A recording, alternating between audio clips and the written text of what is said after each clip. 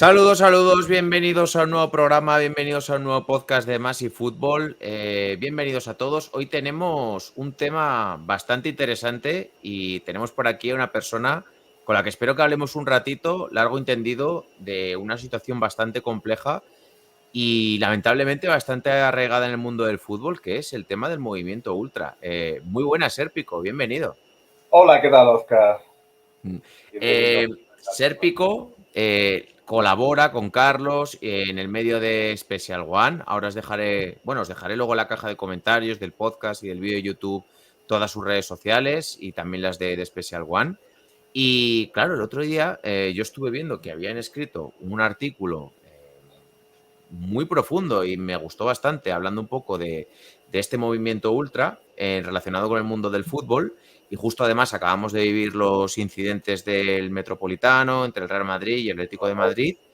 Y pues vi que profundizaba un poquito más en las raíces, ponía algunos ejemplos de situaciones similares que han podido suceder en otros países y creo que es algo a lo que, bueno, pues podemos tratar de explicar, podemos tratar de darle voz para pues todos aquellos que igual no estén tan familiarizados con este hecho, pues que comprendan un poco de dónde viene, ¿no? Exacto. Es un tema que a mí me apasiona muchísimo desde que soy pequeño y la verdad que he vivido también en algunas ocasiones en vivo cuando de pequeño iba al estadio y veía un poco situaciones incómodas que empezaban a suceder y claro, cuando uno es pequeño a lo mejor no se da cuenta de las cosas que ve, entonces luego intenta preguntar a adultos o amigos qué puede haber pasado y poco a poco se entera de una realidad que mucho con el fútbol jugado, de lo que nosotros somos apasionados, no tiene nada que ver.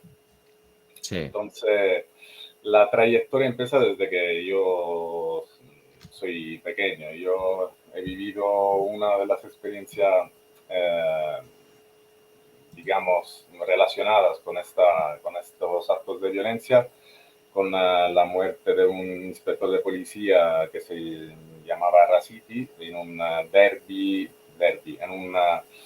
en un partido entre Palermo y Catania, son dos equipos de fútbol de Sicilia, del sur de Italia, y aquello fue un caos porque obviamente el fútbol se apartó, nadie se recuerda lo que pasó en el campo y las imágenes que se veían eran imágenes de pura violencia, de policía acorralada, gente encapuchada, bengalas, y, humo, y aquello fue verdaderamente fuerte de digerir.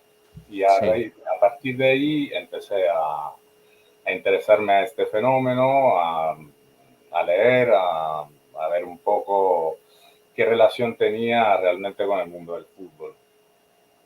Y lastimosamente sigue habiendo y nunca se ha luchado de verdad, o por lo menos algunos sí que lo han hecho, y luego, si quieres, hablaremos de esto. Sí, Y, pero las imágenes que hemos visto no han llegado a tanto, pero podrían volver a repetirse. Y sí. esto se debería poner un freno y para mí sensibilizar a cualquier aficionado y cualquier que acuda al estadio, y sería importante para mí que se sepa lo que hay de verdad detrás. Detrás. Yo creo que es un buen punto de partida porque seguro que toda persona que alguna vez haya acudido a un estado de fútbol, alguna vez se ha encontrado, no igual con una situación directa, pero con situaciones igual indirectas relacionadas con movimientos ultras, con gente encapuchada, con peleas, con violencia. Entonces, el objetivo un poco del podcast es que Sérpico nos cuente su experiencia y que nos cuente todo lo que pues, ha ido investigando, ha ido sabiendo acerca de todo ello. Vamos a poner, si os parece, en pantalla el artículo. Os dejaré el enlace en la caja de descripción. Y os digo porque está muy bien. Espero que le deis, que lo leáis, porque se lee además muy bien. Pero me gustaría un poco empezar por el principio. ¿Cómo surge en el mundo del fútbol todo este movimiento ultra? ¿Por qué?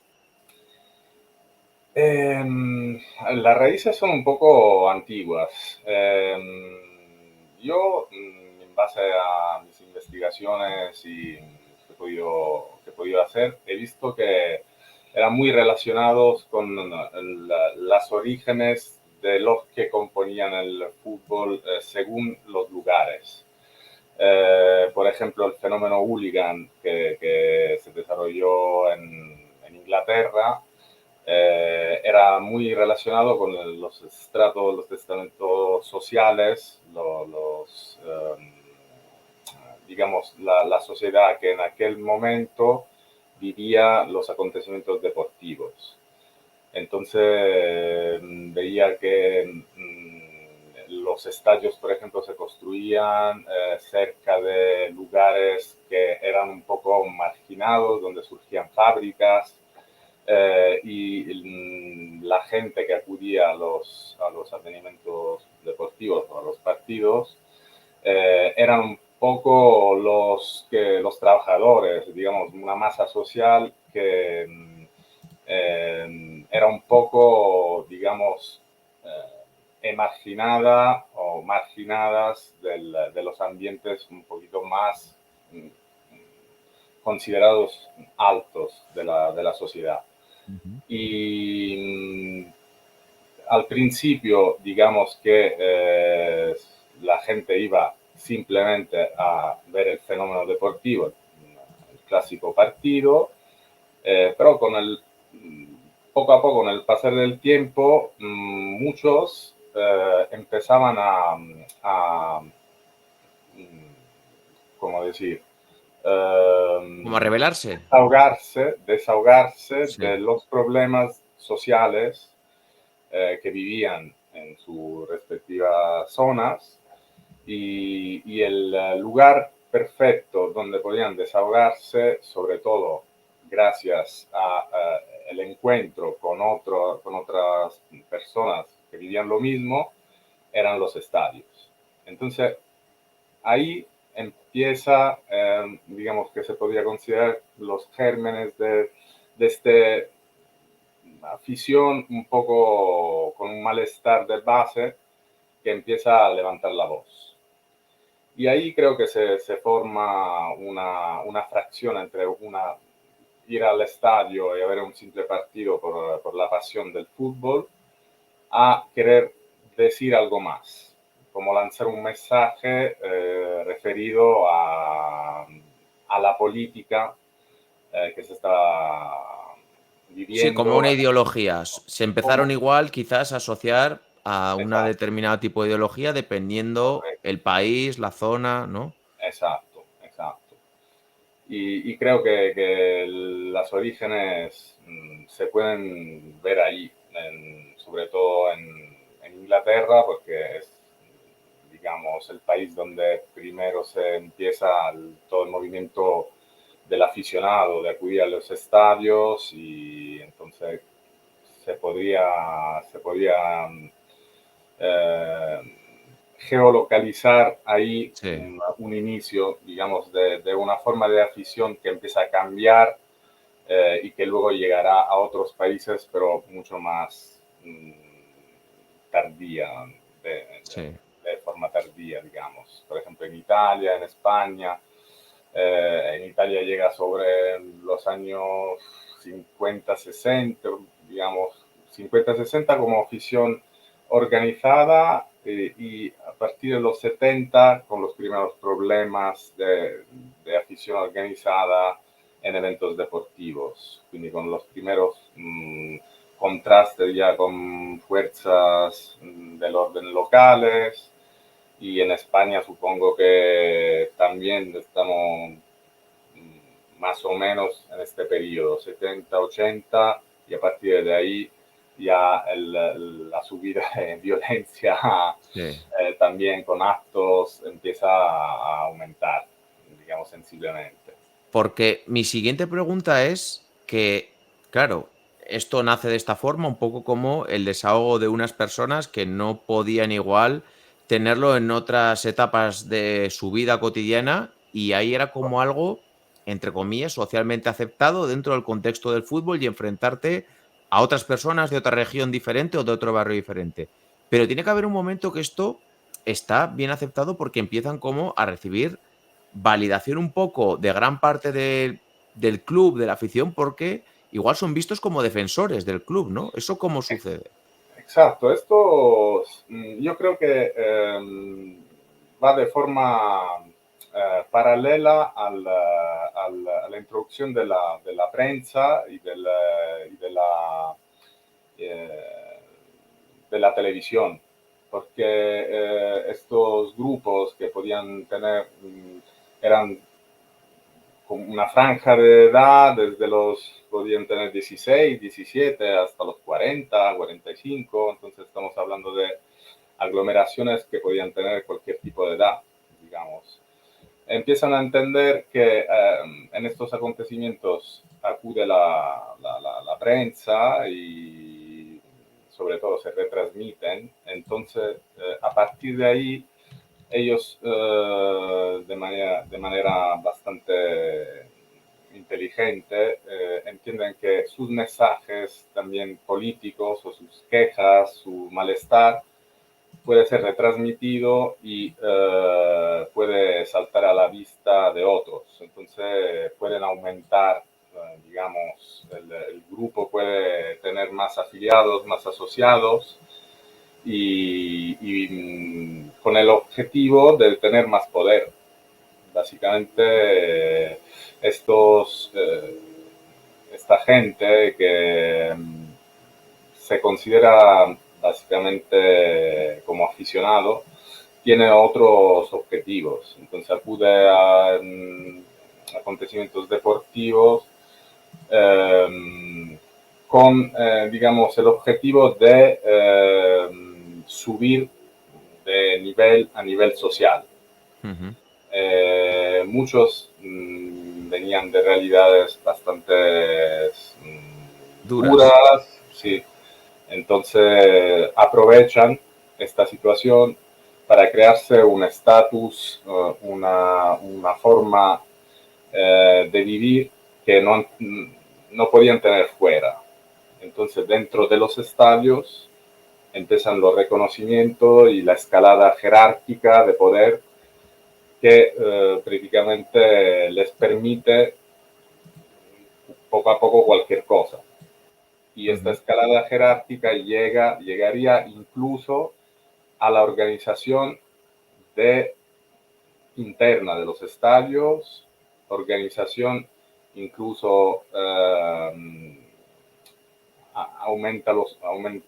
incluso en el tener contactos con jugadores, con entrenadores, inclusive presidentes de clubes.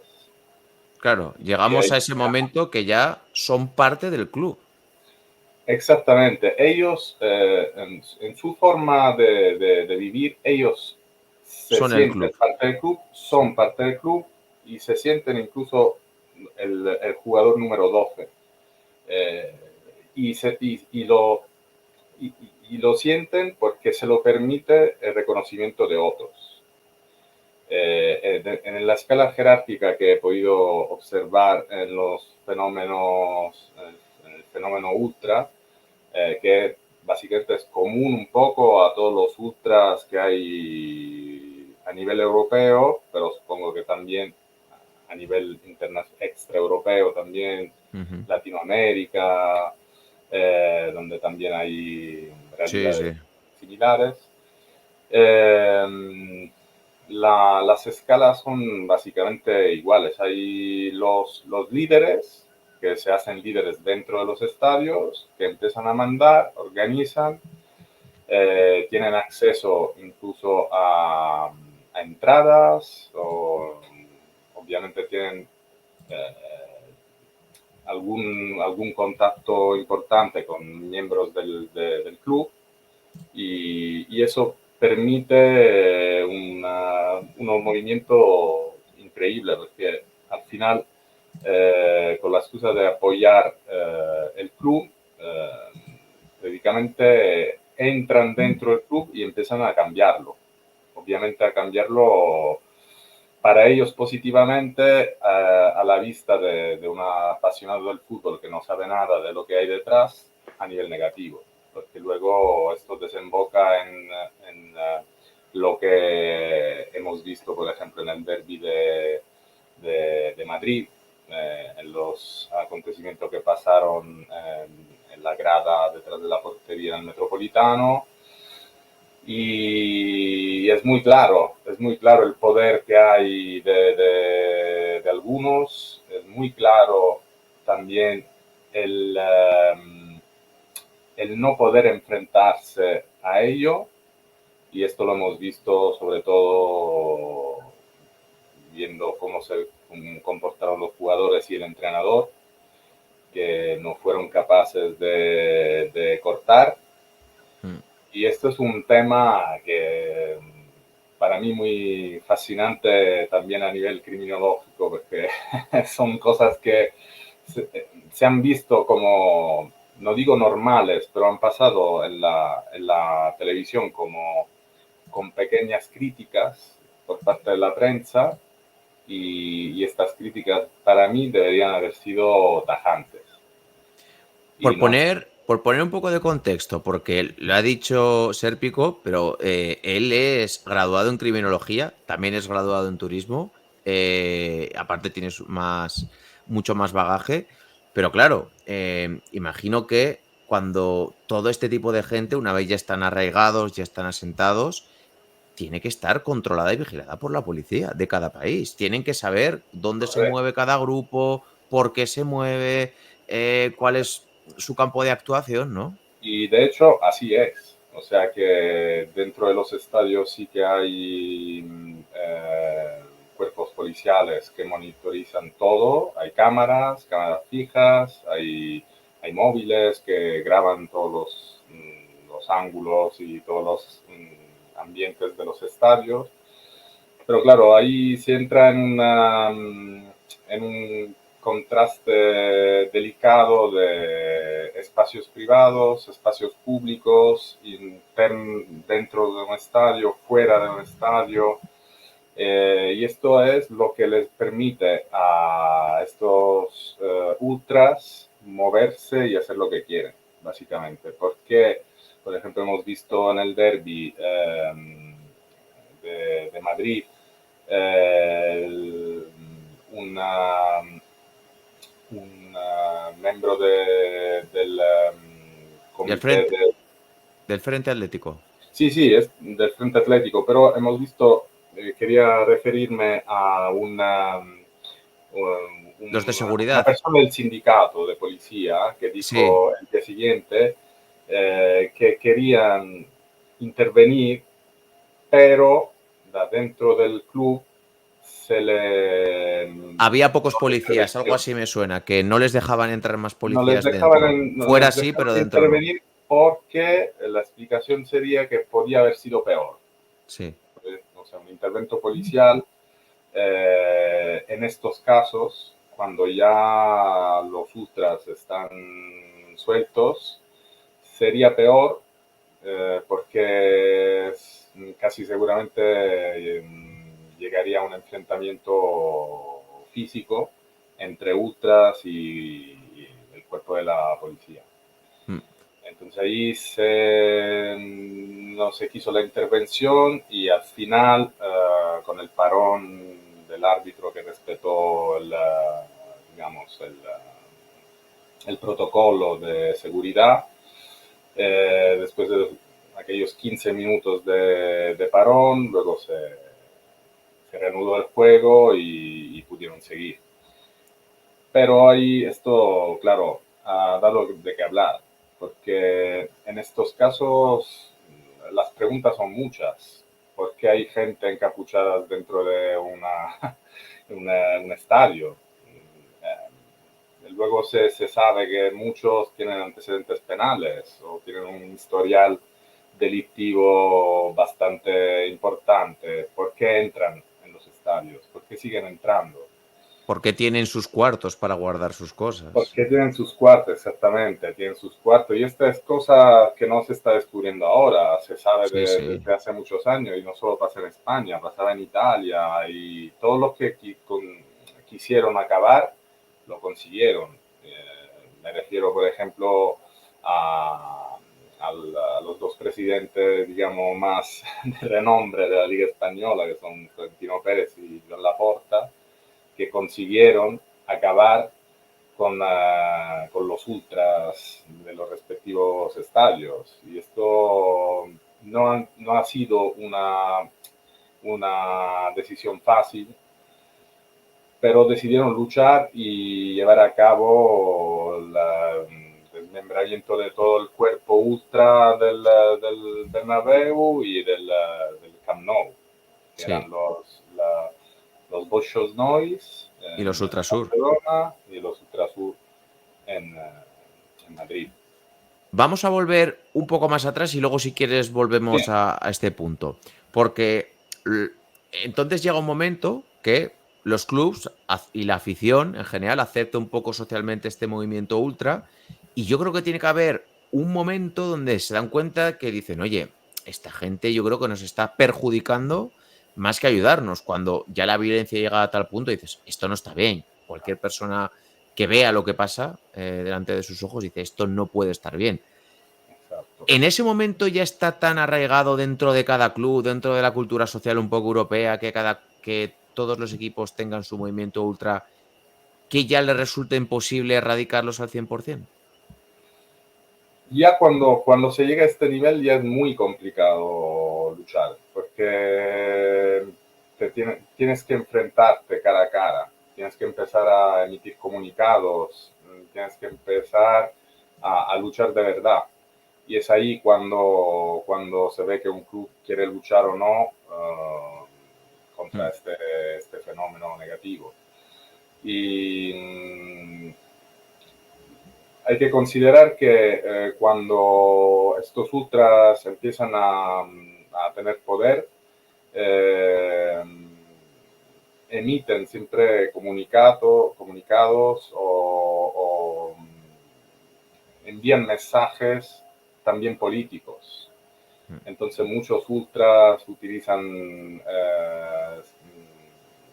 banderas o saludos y la mayoría de estos ultras son de extrema derecha, digamos, filo nazi o de base Sí, nazi. Y digamos que se remonta ya a muchos años atrás con la defensa del territorio y está todo conectado con esta identidad ideológica de considerar el propio club como un territorio que va defendido del enemigo. El enemigo sería el equipo rival y muchas veces el equipo rival tiene también sus ultras. mm, Entonces, claro, es una lucha interna, una guerra interna que se va cocinando poco a poco y muchas veces ha llegado a trágicos acontecimientos, tanto dentro como fuera de los estadios. Yo me acuerdo sí. que en Italia, por ejemplo, hubo una época en los 90 que los ultras se organizaban quedadas. Estamos hablando de los 90 cuando todavía las redes sociales casi no existían. Ellos conseguían citarse en lugares externos a los estadios y prácticamente Sí, matarse. apedrearse, matarse, luchar y como si fuera una verdadera guerra, una guerrilla pura y dura. Y esto muchas veces lo hacían dentro de los estadios. Sí. Entonces yo creo que cuando ya pasan estos mensajes políticos, los presidentes o los altos cargos de los clubes no le queda otra que actuar.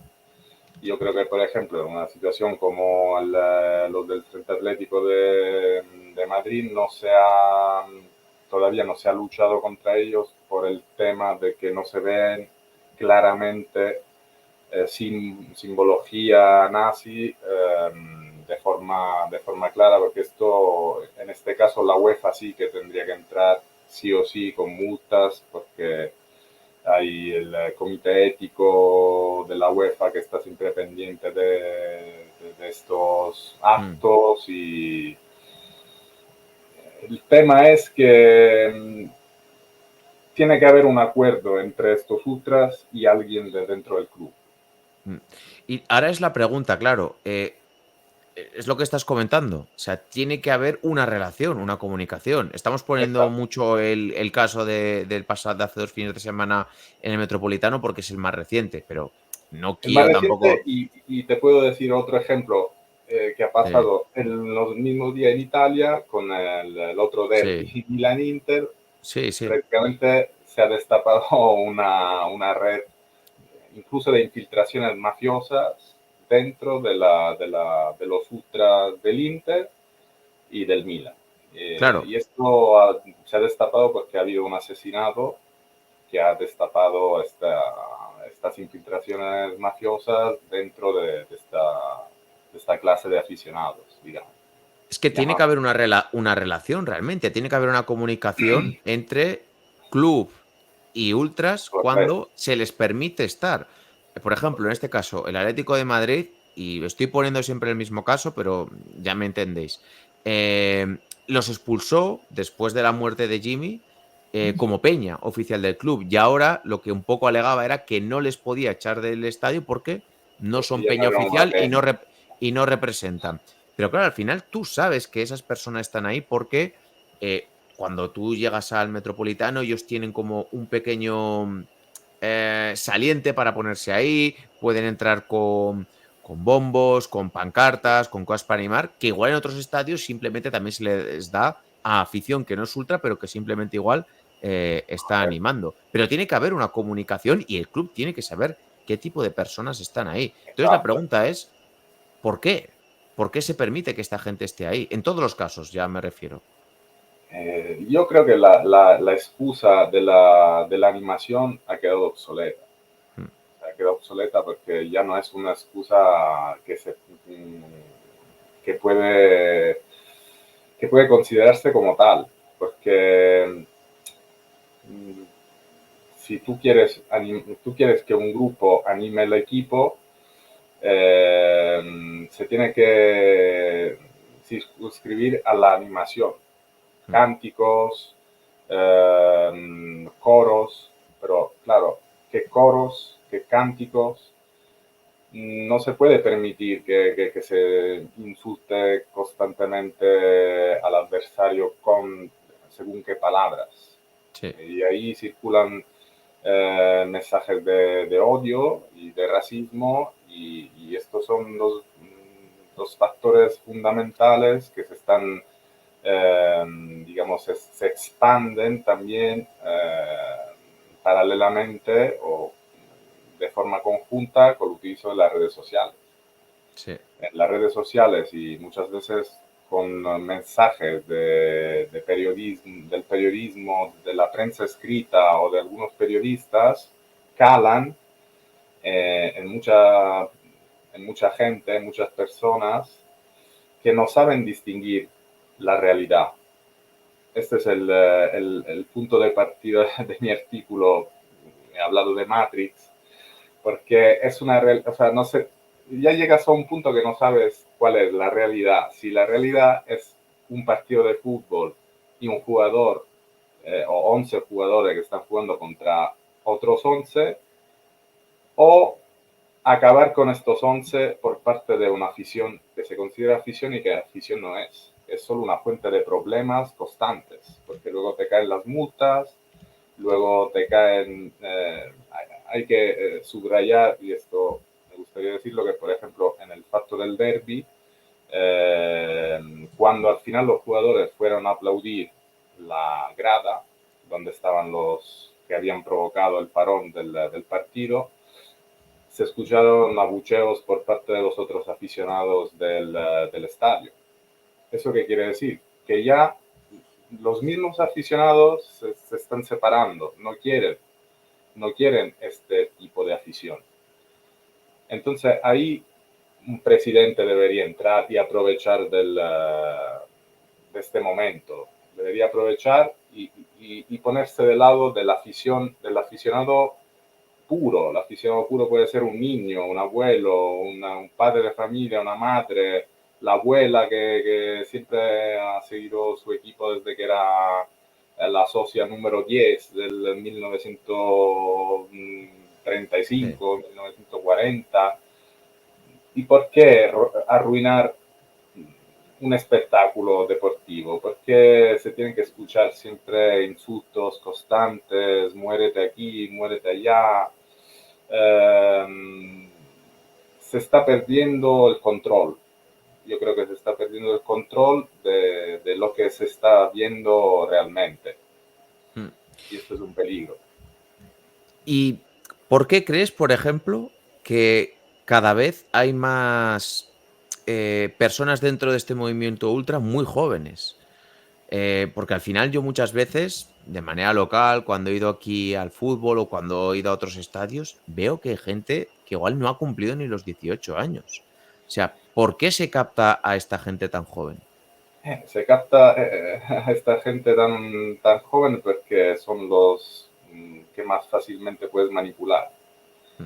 Porque básicamente según de dónde vengan y también a nivel cultural, eh, le puedes decir una cosa respecto a otra y la gente te puede, y estos jóvenes te creen, se lo creen, a lo mejor, como decíamos antes, tienen algún problema de identidad, están buscando todavía su identidad porque son jóvenes y no saben lo que quieren, no saben qué les gustaría hacer y ven que dentro de una afición hay personas que se sienten líderes y que tienen poder también económico de tomar decisiones que muchas veces ven reflejadas en el campo, porque no olvidemos que muchas veces estos líderes ultras consiguen tener relaciones hasta con el entrenador Mm. y con los jugadores, pueden decidir fichajes o encanalarlo, y esto ha pasado. Ha habido O, algunos o fichajes vetarlos, o o vetarlos. vetarlos, exacto. Pueden decidir si aceptar un fichaje o un rumor de algún fichaje, darle el visto bueno, no darle el visto bueno. Y esto, por ejemplo, se ha visto últimamente también con los fichajes para citar otra vez los dos equipos involucrados como Inter y Milan, por ejemplo. Cuando llega algún fichaje, se tienen que ir a hacer la foto con los líderes de los ultras, de las curvas.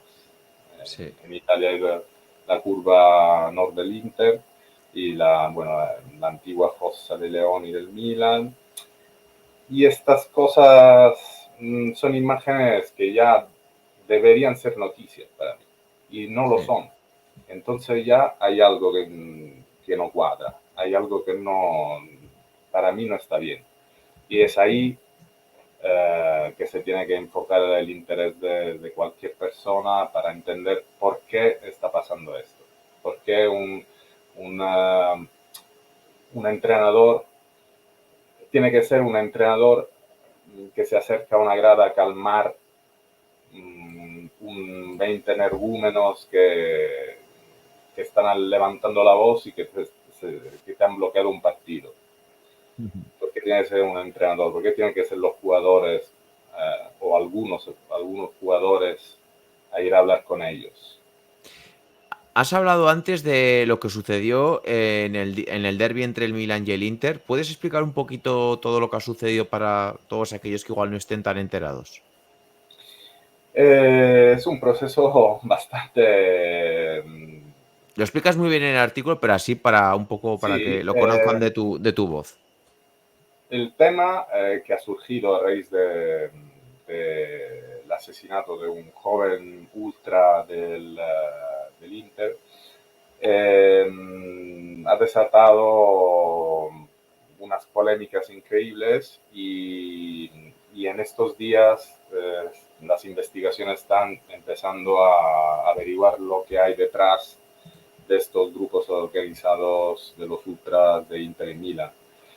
Y están descubriendo cosas que no, obviamente de legal no tienen nada, porque han visto el real poder que tienen estos grupos ultras dentro de los clubes.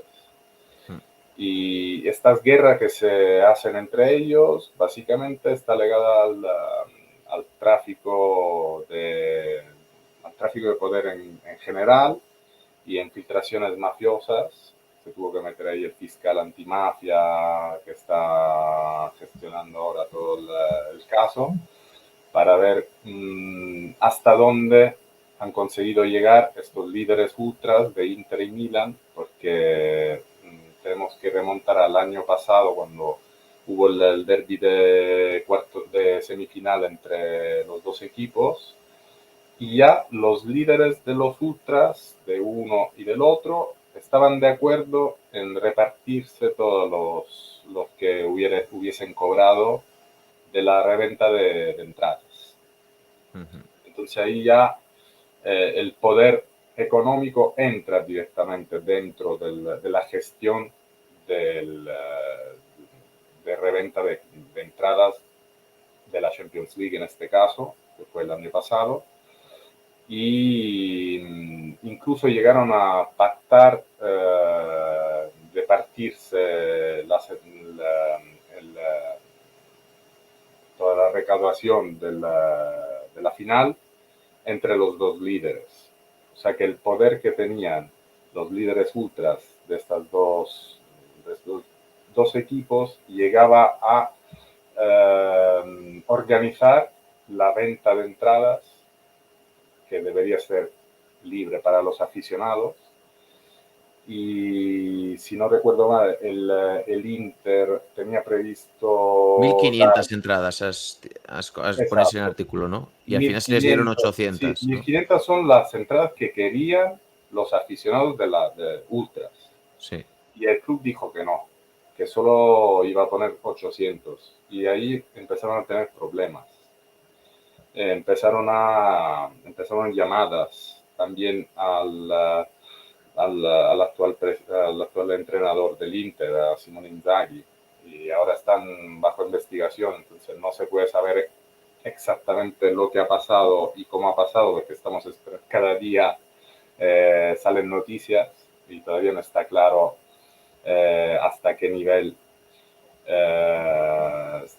están involucrados tanto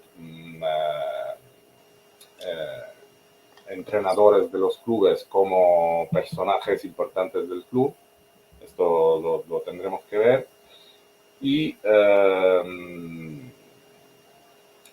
las quejas porque ellos querían más. Y ellos querían más. O sea, estamos hablando ya que es algo que sobrepasa la violencia y que ya está mirando un negocio económico de reventa Totalmente. y venta de entradas y reparto de localidades para unas semifinales y una final Correcto. de UEFA Champions League y el acuerdo entre dos ultras rivales para hacer negocio. Que si hay esa vía de negocio y de Incluyendo ganar dinero, merchandise, también habrá está otras incluido también. el merchandising, están incluidos los aparcamientos alrededor de San Siro. O sea, es todo un business increíble de dinero gestionado por ellos. Sí. Entonces, sí. Claro, y esto yo creo que se puede extender a otras realidades. Simplemente se debería investigar. Y espero que se haga, porque aquí todavía yo no he escuchado mucho la voz levantada por parte de las autoridades de la liga, por ejemplo. Hubiese sido interesante escuchar Tebas decir algo, por ejemplo, sobre el mismo día. Sí. Y no fue así. Sí.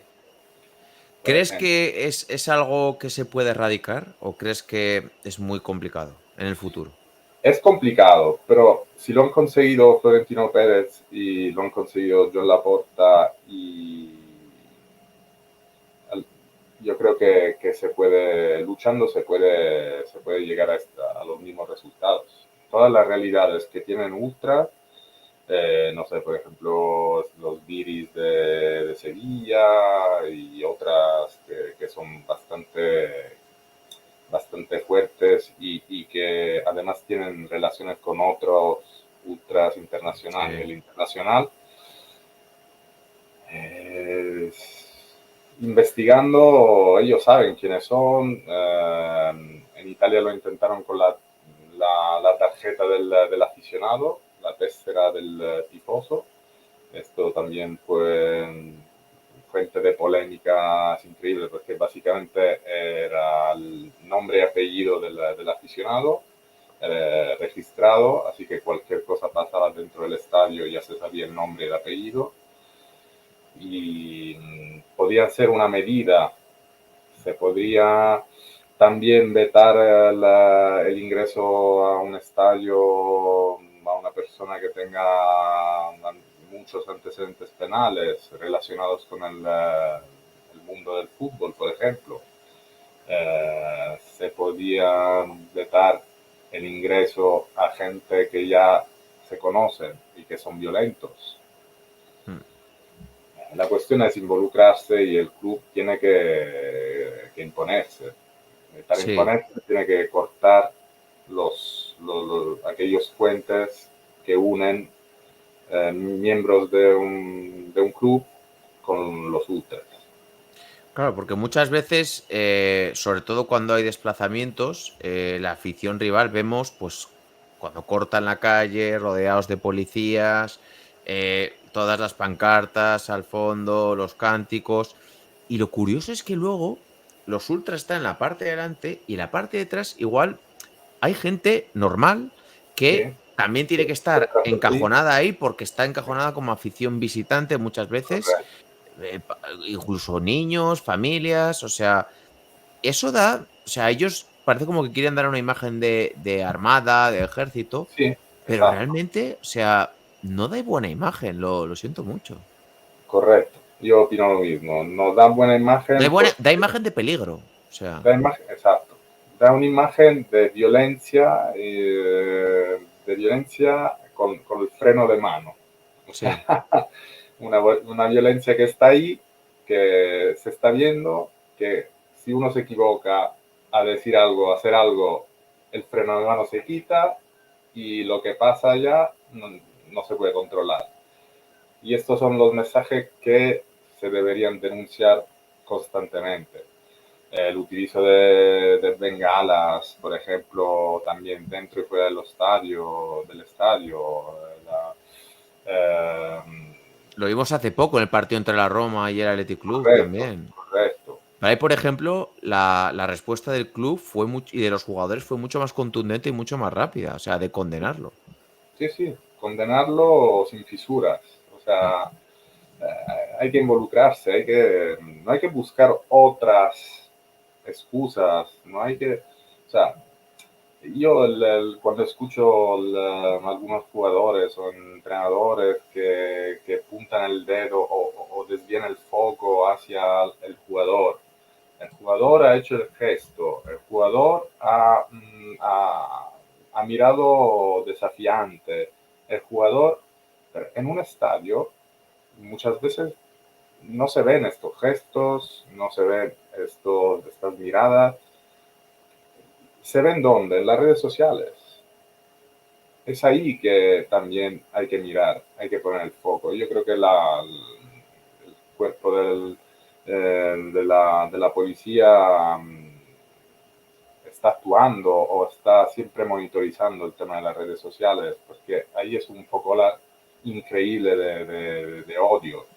Y, y lo que hemos visto en un estadio, gente encapuchada, también hay en las redes sociales, porque hay muchos nombres y muchas personas que escriben con nombres inventados, no se sabe quiénes son, Sí. tú no sabes quién está detrás. Puede estar un niño de 14 años que todavía no sabe nada y escribe, como puede estar una persona de 70 años que a lo mejor tiene sus problemas y todo el rato está cargando y al final esto cala en los jóvenes. que son los que utilizan más las redes sociales. Sí, Y en las redes sociales hay bulos, hay noticias falsas, hay aficionados de uno u otro equipo que están mirando con lupa siempre cualquier cosa y eh, lo estamos viendo con el caso de Vinicius, por ejemplo, que ha sido, digamos, entre comillas, víctima de memes durante años. O sea, sí, sí. y luego la cosa ha cambiado cuando, digamos, ha madurado como jugador y a nivel futbolístico, porque en otros aspectos debería ser, yo creo, más listo justo Sí, para sí, hacer sí. frente a estas personas que dominan en redes sociales un cierto lenguaje. Y esto es lo que pasa, que al final el odio de las redes sociales se traslada al estadio y cualquier cosa se aprovecha para insultar y esto obviamente es un continuo. Hemos visto incluso niños Sí, sí. insultando y los niños repiten básicamente lo que hacen los Los padres o los padres. adultos o el entorno que ven.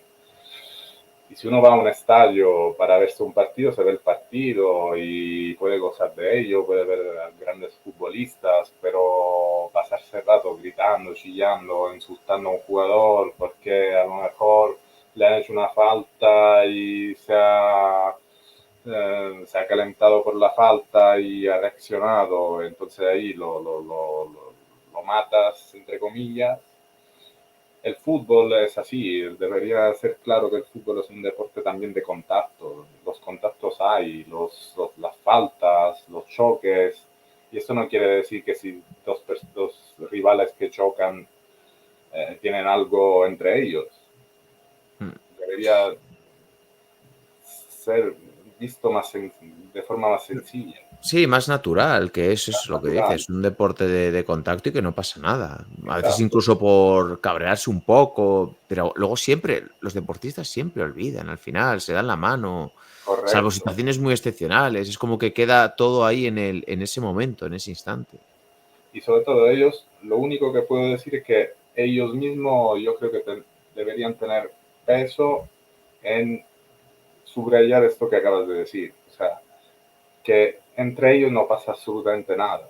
Que Mm. yo me acuerdo cuando se decía, se insultaba a Messi, se insultaba a Cristiano Ronaldo, y al final ellos dos tenían una relación, no digo de amistad, pero tenían hijos que también estaban fascinados uno por el otro, el hijo de Cristiano le gustaba a Messi, el hijo de Messi miraba a Cristiano.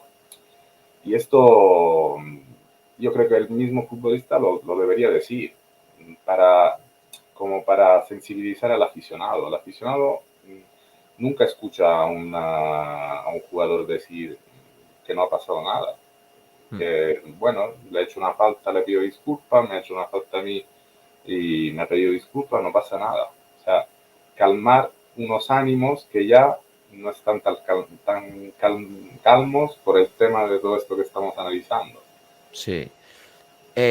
Yo, por ejemplo, desde hace mucho tiempo, cada vez que voy a un estadio, no me gusta ir con ninguna camiseta para que no me identifiquen. O sea, y es algo que nunca me ha pasado nada, pero igual sí que he estado cerca de alguna situación que ha pasado algo.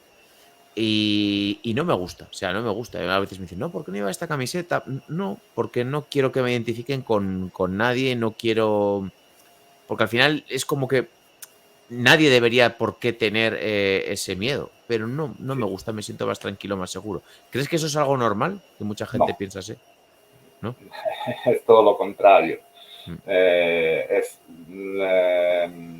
el resultado que han conseguido estos ultras con el miedo en general, metiendo miedo a la gente, miedo de expresarse con una simple camiseta, porque sí es verdad que mucha gente obviamente va con su camiseta a otro estadio, pero es verdad también que según el día y según la suerte que uno tenga, porque te mm, puedes encontrar en una situación equivocada en el momento equivocado y ahí puede que no haya marcha atrás. Y mm. este es un problema. En cambio, hay otras situaciones que no pasa absolutamente nada y que todo el mundo a lo mejor te mira, incluso te lo puedes pasar bien.